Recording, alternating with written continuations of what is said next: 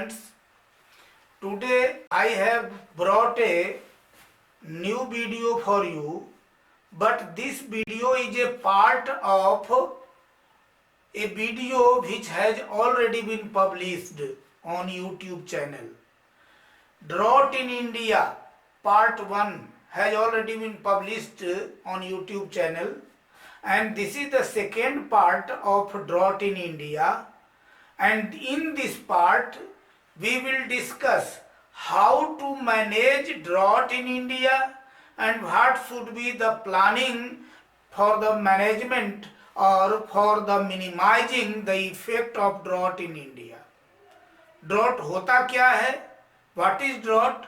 Drought is the deficiency of rainfall. वर्षा की जो कमी होती है और खास करके उतनी कमी जिससे हमारा खेती बाड़ी का काम जो चलना चाहिए वो नहीं चलता है, तो वह सूखा कहलाता है। सामान्य से कम वर्षा होना सूखा कहलाता है। कहीं कहीं विद्वानों की परिभाषा आपको भी मिली कि 25% से भी कम वर्षा हुई तो सूखा कहलाता है। इस प्रकार से several types of definitions may be given about the drought. And drought, if occurs in India, if occurs in different parts of India, how to manage and what should be our planning, we should see in this second part of the video on drought. कि there is difference between management and planning. Management is always for the present scenario, while the planning is for future scenario. यहाँ अगर drought पड़ गया तो present में हम क्या how to manage, कैसे मैनेज करेंगे और क्या काम करें, क्या उपाय करें जो भविष्य में ड्रॉट से बच सकें। अब देखें कि ड्रॉट प्रोन एरिया जो भारत में है उसका मैनेजमेंट कैसे किया जा सकता है। How to manage the drought prone area in India. तो इसको मैनेजमेंट करने के लिए हम दो उपाय कर सकते हैं। पहला उपाय कर सकते हैं कि सूखा के कारणों को कम करना अथवा सूखा के कारणों को काबू करना, कम करना या काबू करना। और दूसरा कि सूखा पीड़ित लोगों को राहत पहुंचाना और उसका पुनर्वास की व्यवस्था करना। ये दो तरह के उपाय किए जा सकते हैं जो एक कारणों से संबंधित है और सूखा पीड़ित लोगों को राहत पहुंचाने और उसके पुनर्वास से संबंधित है। अब दोनों के अंतर्गत क्या क्या उपाय किए जा सकते हैं इस पर विचार करें कि पहला, कारणों को कम करने में, सूखा के कारणों को कम करने अथवा काबू करने के लिए हम लोगों ने 14 तरह के उपाय निकाले हैं जिसको इम्प्लीमेंट कर सकते हैं।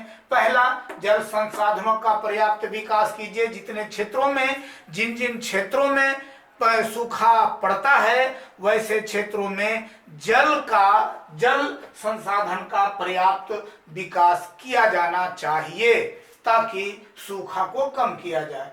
दूसरा है, लघु स्तर पर वाटर हार्वेस्टिंग का विकास कीजिए, यानी जल कृषि का विकास कीजिए। वाटर हार्वेस्टिंग करके हम के सूखा को कम कर सकते हैं। नदी नालों पर जल अवरोधक, जो जल उन्मुक्त ढंग से प्रवाहित हो रहा है, नदियों के द्वारा, मुख्य नदियों के द्वारा से होते हुए सागर में गिर रहा है, उसको रोकने के लिए हम अवरोधक बांधों का निर्माण कर सकते हैं। अवरोधक बांधों का निर्माण करके उन जलों को रोक सकते हैं और समय आने पर उसमें हम उसका प्रयोग सिंचाई के कार्य में कर सकते हैं, उसमें मत्स्य पालन का कार्य कर सकते हैं और संभव हो सका तो उससे बिजली उत्पादन का कार्य भी कर सकते हैं। फिर है भूमि संरक्षण कार्यक्रम भूमि अपर्दन के द्वारा जो हमारे फर्टाइल लैंड उपजाऊ भूमि का अपर्दन हो जा रहा है, हमारी अपर्दन के कारण हमारी उपजाऊ भूमि घटती जा रही है, उस अपर्दन कार्यक्रम को रोकने के लिए हम भूमि संरक्षण कार्यक्रम चला सकते हैं। सामाजिक वानिकी का पर्याप्त विकास और कृषि वानिकी का पर्याप्त विकास, हर हाल में वनारोपण का विकास करें। वनारोपण, वन को, पेड़ पौधे को हम ये बंजर भूमि में भी लगा सकते हैं या कृषि भूमि के मेड़ों पर भी लगा सकते हैं, जिसको हम कृषि फॉरेस्ट्री कहते हैं, या बंजर पड़ी भूमि में, बेकार पड़ी भूमि में हम फॉरेस्ट्री का विकास कर सकते हैं, पेड़ पौधों को लगा सकते हैं। फिर है फलों की खेती कीजिए, फूलों की खेती कीजिए। फलों की खेती करके, फूलों की खेती करके हम सूखा के दुष्प्रभावों को कम कर सकते हैं। जिन क्षेत्रों में फलों की खेती अधिक होती है, जिन क्षेत्रों में फूलों की खेती अधिक होती है, उस क्षेत्र में सूखा पड़ने के बावजूद भी वहां के लोगों की आय अधिक हो जाती है फूलों और फलों की खेती के माध्यम से। शुष्क कृषि का विकास किया जा सकता है। ड्रॉट रेसिस्टिंग क्रॉप्स का उत्पादन किया जा सकता है। वैसे फसल का उत्पादन किया जाए जिसे कम से कम पानी की आवश्यकता हो। वैसे फसल जिसको कम से कम पानी की आवश्यकता होती है, उसको ड्रॉट रेसिस्टिंग क्रॉप्स कहा जा सकता है। शुष्क खेती में इसी प्रकार के ड्रॉट रेसिस्टिंग क्रॉप्स का विकास किया जाता है ताकि कम से कम जल का प्रयोग किया जा सके। ग्रामीण विकास कार्यक्रम चलाइए। हर एक गांव को जहां विकास की गति बहुत धीमी है, बहुत मंद है, वहां विकास में गति लाना चाहिए। इंफ्रास्ट्रक्चरल डेवलपमेंट, अवस्थानात्मक तत्वों का विकास होना चाहिए। गांवों को मुख्य सड़क से जोड़ना चाहिए। गांवों को बाजार तक आने में सुविधा होनी चाहिए ताकि गांव के कृषि उत्पादन को स्थानीय बाजारों में ले जाया जा सके और स्थानीय बाजारों से हाइब्रिड सीड, आवश्यक खाद, पेस्टिसाइड इत्यादि को आसानी से गांव तक ले जाया जा सके, जिससे कृषि उत्पादन अधिक हो सके। इसके बाद हम लोग आते हैं 12वां है मृदा आर्द्रता संरक्षण कार्यक्रम।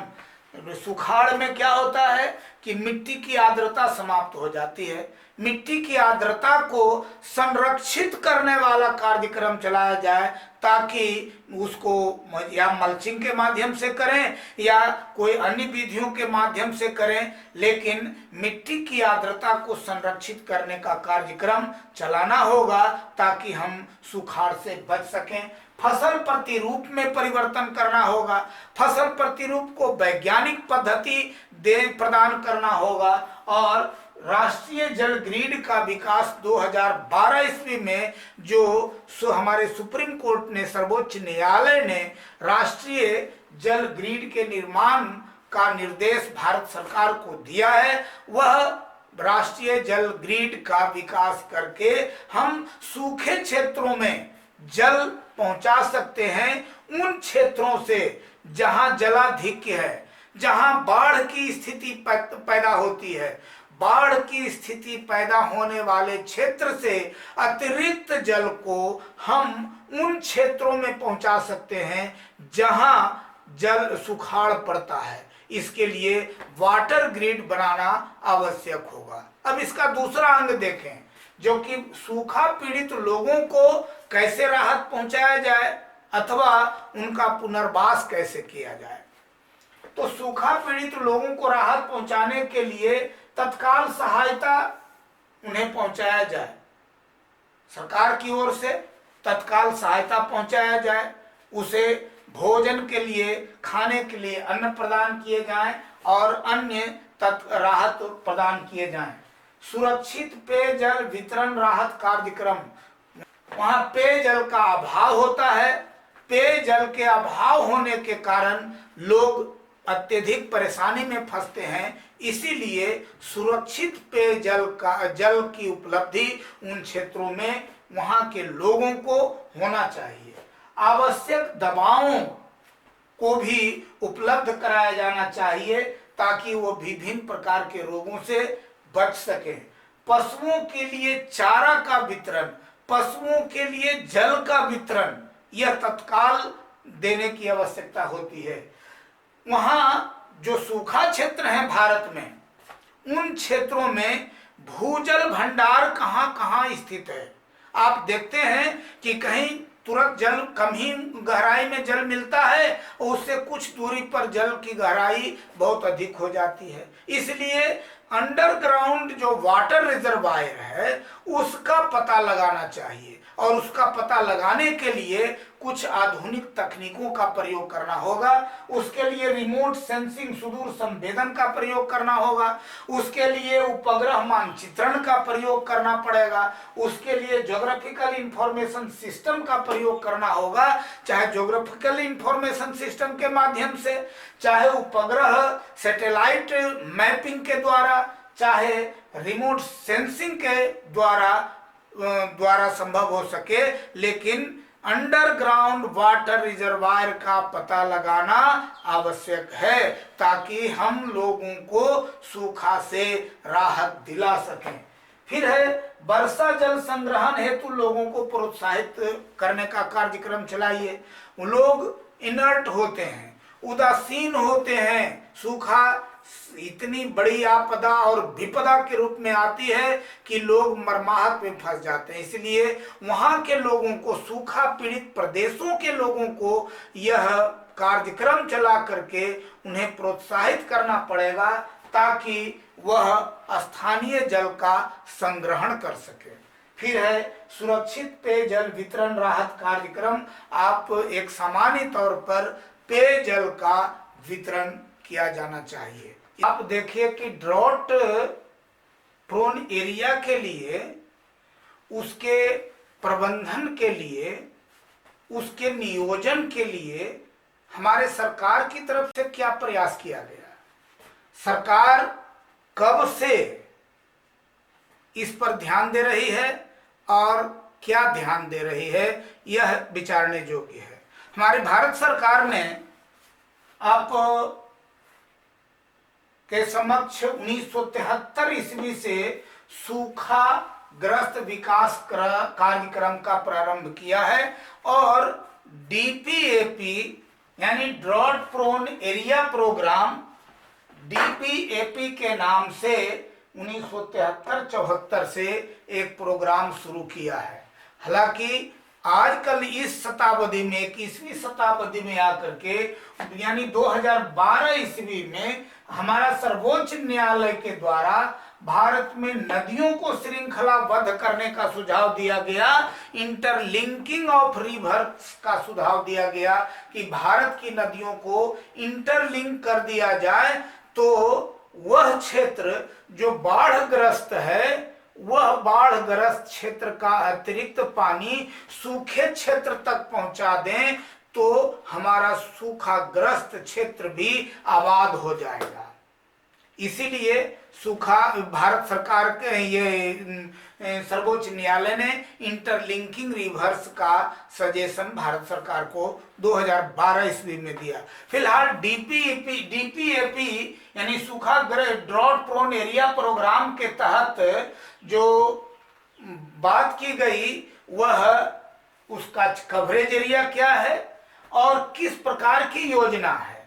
वह एन इंटीग्रेटेड प्लानिंग है, एकीकृत प्लानिंग है, यानी सभी पहलुओं को समाहित करते हुए एक योजना तैयार की गई। सूखाग्रस्त क्षेत्र केवल एक ही वन वे प्रोग्राम बनाने से उसका निदान संभव नहीं है, बल्कि विभिन्न पहलुओं पर ध्यान देने के बाद जो प्लानिंग की जाती है उसको हम इंटीग्रेटेड एरिया डेवलपमेंट प्रोग्राम कहते हैं। और DPAP drought prone area programme is an integrated programme, integrated program or planning to eradicate the drought hazard in India, to eradicate the drought disaster in India. यह लागू की, इसका coverage क्षेत्र क्या है? 90 भारत, सबसे पहले पश्चिमी Bharat, western India, central India and southern India, Bharat के 3 क्षेत्रों में यह प्रोग्राम लागू किया गया है। वेस्टर्न इंडिया में, सेंट्रल इंडिया में और दक्षिणी भारत में। इन तीनों क्षेत्रों के 615 ब्लॉक लिए गए हैं जो 90 जिलों के अंतर्गत आते हैं। अर्थात डीपीएपी प्रोग्राम को पश्चिमी भारत, केंद्रीय मध्य भारत और दक्षिणी भारत के 90 जिलों के कुल 615 ब्लॉक में, प्रखंडों में इसे लागू किया गया। और इसका उद्देश्य क्या है? 3 प्रमुख उद्देश्य, ब्रॉड अम्ब्रेला के तहत इसके उद्देश्य को डिवाइड करें तो 3 प्रमुख उद्देश्य हैं। पहला, कृषि भूमि, जल और पशुधन का वैज्ञानिक उपयोग करने की बात की जाती है कि how to use scientifically our agricultural land, water resource and animal husbandry, water resource और एग्रीकल्चरल लैंड का समुचित प्रयोग वैज्ञानिक ढंग से करना, साइंटिफिक यूज करना, पहला उद्देश्य। दूसरा उद्देश्य है सूखा क्षेत्र के लोगों की आय में वृद्धि करना। इस डीपीएपी का प्रमुख उद्देश्य है कि सूखा क्षेत्र में जो लोग रह रहे हैं उन लोगों के आय में वृद्धि किस प्रकार से की जाए, इस पर बात की जाती है। तीसरा है पारिस्थितिकीय संतुलन को पुनर्स्थापित करना, यानी ड्रॉट के कारण जो उस क्षेत्र में पारिस्थितिकीय असंतुलन पैदा हो गया, उस पारिस्थितिकीय असंतुलन को पुनः संतुलन की स्थिति तक पहुंचाना, यह डीपीएपी का प्रमुख उद्देश्य है।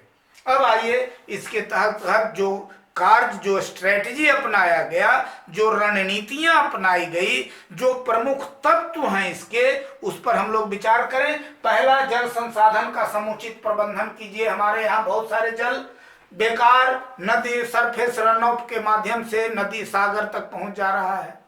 बहुत से सरफेस रन ऑफ के साथ साथ सरफेस वाटर बॉडीज बेकार पड़े हुए हैं, उसका समुचित प्रयोग हम नहीं करते हैं। उसमें ना तो हम सिंचाई का उपयोग में ला पाते हैं और नहीं तो उसमें मत्स्य पालन की बात करते हैं। तो इस प्रकार से हमारे जो वाटर रिसोर्स हैं, जल संसाधन है, उसका समुचित प्रयोग कैसे किया जाए, इसके लिए प्रबंधन करना।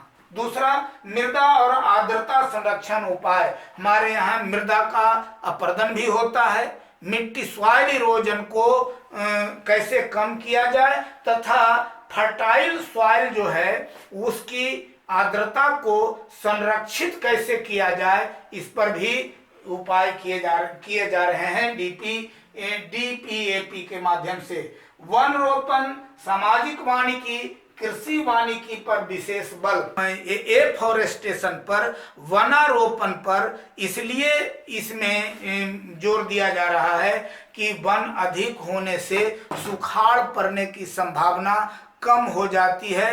मॉइस्चर कंटेंट्स हमारा कंटिन्यू रहता है, बना रहता है। इसलिए वैसे क्षेत्रों में जहां बेकार पड़ी हुई भूमि है, जो बंजर भूमि है, वहां फॉरेस्ट्री का काम किया जाए। खेतों में भी जो मेड़ पर बेकार पड़े हैं उस पर भी फॉरेस्ट्री का काम किया जाए, पेड़ लगाने का काम किया जाए। चौथा है गोचर भूमि वन प्रबंधन एवं भेड़ पालन का विकास। सूखे क्षेत्रों में भेड़ पालन का विकास कीजिए, सूखे क्षेत्र में पशुपालन का विकास कीजिए। वहां गोचर भूमि यानी जहां चारागाह का विकास कीजिए, जहां पशुओं का के लिए चराने की व्यवस्था हो सके, वन का समुचित प्रबंधन कीजिए। नेक्स्ट आता है पशुधन और डेयरी विकास। पशुधन के साथ साथ डेयरी का भी विकास।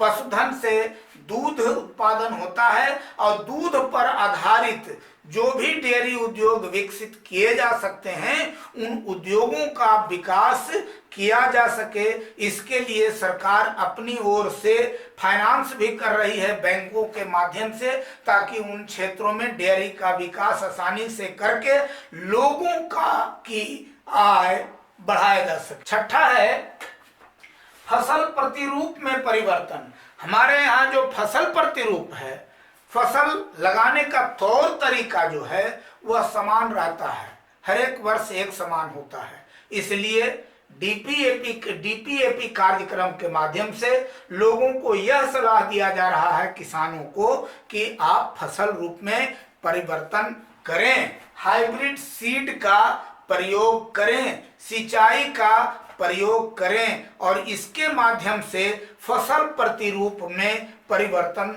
लाएं। फसल चक्र को वैज्ञानिक स्वरूप प्रदान करना। फसल चक्र है, बार बार एक ही फसल लगाने से, एक भूमि में एक ही फसल लगाने से उसकी उर्वरा शक्ति में कमी आती है।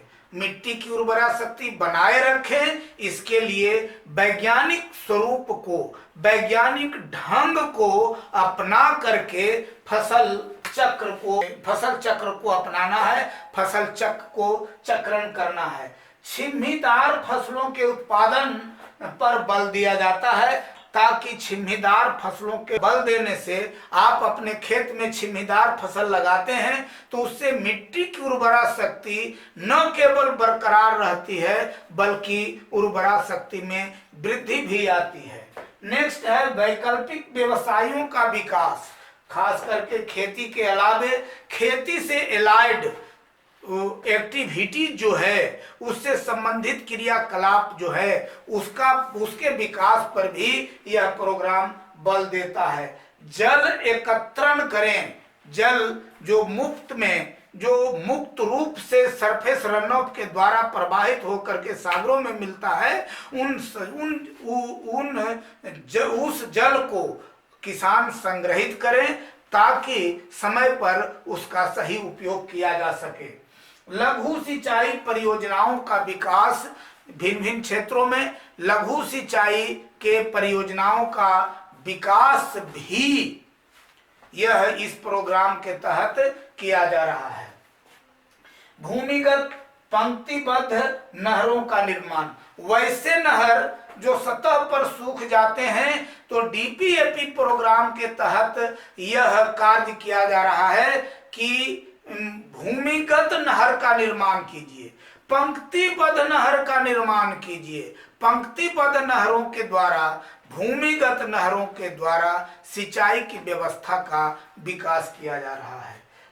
ये कृषि वैविध्य का उपयोग, कृषि एग्रीकल्चरल डाइवर्सिफिकेशन की बात भी अपनाई जा रही है कि एग्रीकल्चरल डाइवर्सिफिकेशन से हमारा एग्रो प्रोडक्ट्स में कोई खास वृद्धि आती है। इसलिए एग्रीकल्चरल डाइवर्सिफिकेशन पर भी बल दिया जा रहा है। कुटीर उद्योगों का विकास कीजिए, लघु स्तर के उद्योगों का विकास कीजिए, घरेलू उद्योगों का विकास कीजिए, ग्रामीण ग्रामीण स्तर के उद्योगों का विकास कीजिए। इस सब पर भी बल दिया जा रहा है। और अंततः ऊर्जा के स्रोतों का विकास।